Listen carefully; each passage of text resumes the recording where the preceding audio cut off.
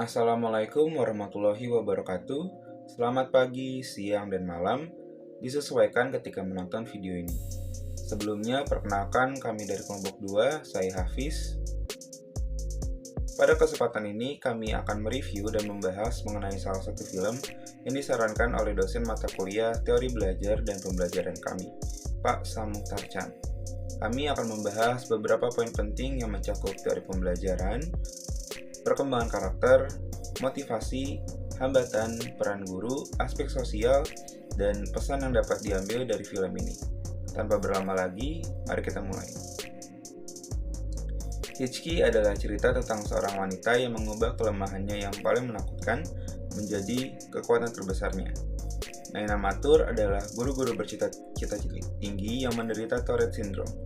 Setelah beberapa wawancara dan banyak penolakan, akhirnya dia mendapatkan pekerjaan impiannya sebagai guru penuh waktu di salah satu sekolah paling elit di kota. Namun, dia segera menyadari bahwa kelas yang ditugaskan kepadanya terdiri dari siswa pemberontak dan nakal yang sepertinya tidak dapat menghindari masalah.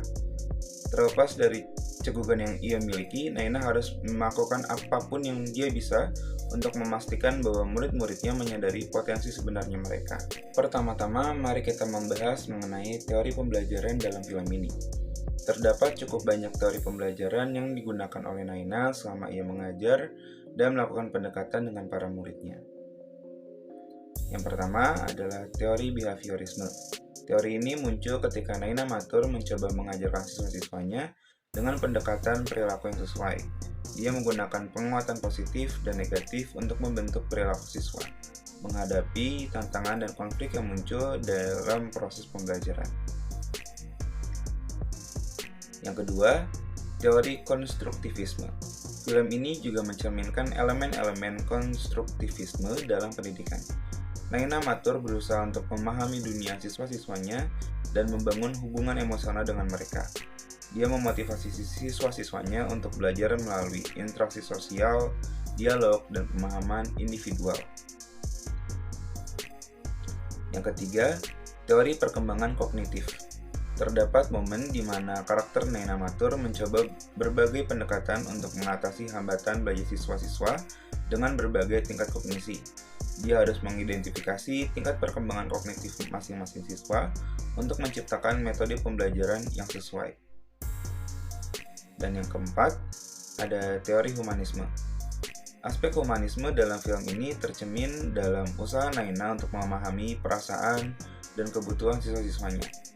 Dia memberikan perhatian dan dukungan kepada mereka, menciptakan ikatan emosional yang kuat, dan membantu mereka tumbuh sebagai seseorang yang lebih baik.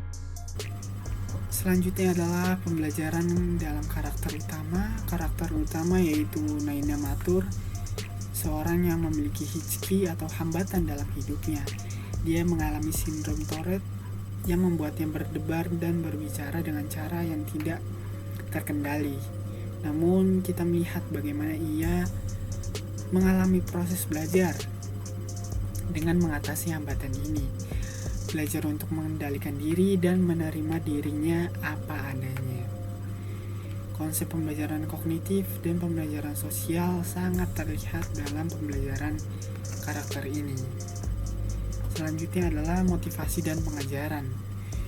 Dalam film kita juga melihat elemen-elemen motivasi yang sungguh kuat. Naina Mathur sangat termotivasi untuk menjadi seorang guru dan mengubah hidup siswa-siswanya. Motivasi ini sangat relevan dengan teori-teori motivasi dalam pembelajaran, seperti teori motivasi diri, self-determination theory, yang menekankan pentingnya motivasi intrinsik atau motivasi dari dalam diri. Baik, saya Rifan akan melanjutkan dari poin-poin yang teman saya sudah sampaikan. Kali ini saya akan sedikit membahas mengenai poin hambatan dan pengatasiannya. Yaitu mengatasi hambatan merupakan tema sentral atau pusat tema dalam film Hitchki. Kita tahu karakter utama kita, Naina Mathur, menghadapi beberapa hambatan yang menarik dalam hidupnya ya. Yang utamanya yaitu dia menderita sindrom Tourette atau suatu kondisi neurologis yang menyebabkan gerakan dan suara tics yang tidak dapat dia kendalikan. Lalu yang kedua ada diskriminasi pendidikan. Naina mengalami penolakan dari beberapa sekolah tempat dia mencoba untuk mengajar. Kebanyakan sekolah ragu-ragu untuk menerima seorang guru dengan tics atau kondisi Tourette's, dan ini menciptakan hambatan yang signifikan dalam pencarian pekerjaannya si Naina Matur ini. Lalu yang ketiga adalah ketidakpercayaan diri. Karena pengalaman negatifnya dengan penolakan sekolah dan pandangan masyarakat yang negatif terhadap ticsnya, penyakitnya dia, Naina mengalami ketidakpercayaan diri yang lumayan mendalam. Ia merasa dirinya tidak mampu menjadi seorang guru yang efektif. Lalu yang keempat, ada prasangka sosial. Naina juga harus menghadapi prasangka sosial dan penilaian dari orang-orang di sekitar dia yang tidak memahami sebenarnya ada apa dengan kondisi dia. Beberapa orang bahkan bersikap kurang sensitif terhadap situasinya.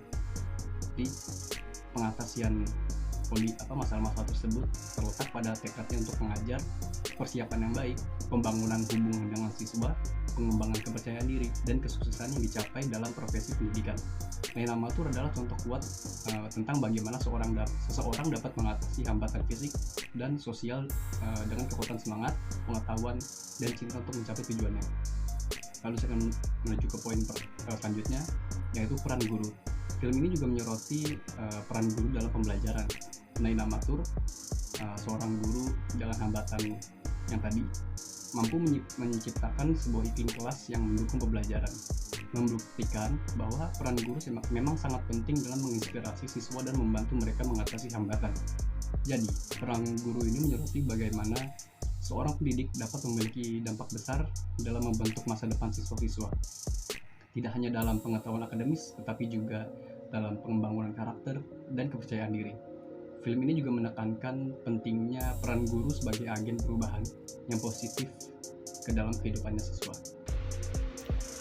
Oke, baik, selanjutnya dari saya, Saiful Munir, melanjutkan dari beberapa poin yang telah teman saya sampaikan. Di sini kita masuk ke aspek sosial dan lingkungan. Aspek sosial dan lingkungan sangat mempengaruhi pembelajaran karakter-karakter dalam film. Interaksi antar siswa, rekan guru, dan lingkungan sekolah menjadi faktor kunci dalam proses pembelajaran. Konsep pembelajaran sosial dan pembelajaran dalam konteks sosial sangat relevan di film Hiki ini. Selanjutnya adalah pesan dan pelajaran. Akhirnya setelah kita menonton dan juga memahami film Hiki ini, bisa kita simpulkan atau bisa kita maknai bahwa pembelajaran bukan hanya tentang pengetahuan akademis saja, tapi juga tentang mengatasi hambatan, memiliki motivasi yang kuat, dan merangkul banyak perbedaan. Ini adalah pelajaran penting yang dapat diterapkan dalam konteks mata kuliah yang kita pelajari saat ini, teori belajar dan pembelajaran. Setelah kita rangkum dari poin 1 sampai beberapa poin terakhir yang telah kita sampaikan, bisa dibilang analisa kami tentang bagaimana film Hiki ini terkait dengan mata kuliah yang kita ampuh saat ini, teori belajar pembelajaran, memberikan gambaran nyata tentang bagaimana teori pembelajaran dapat diterapkan dalam kehidupan nyata. Mungkin begitu saja beberapa atau hasil review kami terhadap film Hiki ini. Semoga bisa membantu dalam proses pembelajaran kita ke depannya. Saya Saiful Munir, mewakili teman-teman saya dari kelompok 2, mengucapkan terima kasih dan Assalamualaikum warahmatullahi wabarakatuh.